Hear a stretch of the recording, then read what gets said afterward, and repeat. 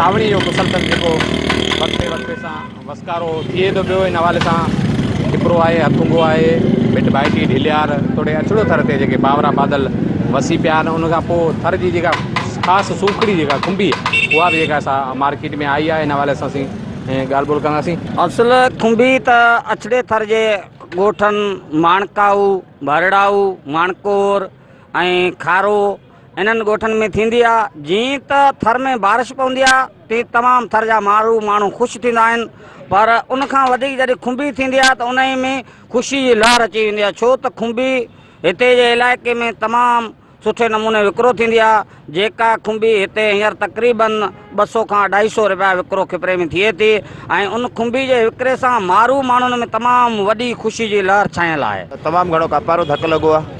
मिर्चनि जा फसल ऐं वणनि खे जेको आहे सो तमामु आबादकार तमामु घणा परेशान आहिनि। बनियुनि में पाणी पी रहियो आहे, 1 फुट खां 2 फुट 2.5 फुट ताईं पाणी बीठो आहे। कई जाइनि ते जेको आहे सो वधीक जेको आहे सो नुक़सानु थियो आहे, किथे थोरो घणो थियो आहे, पर अक्सर जेको आहे सो 80% नुक़सानु थियो आहे। चांवर खाऊं पिया, ॾाढो इंजॉय करूं पिया।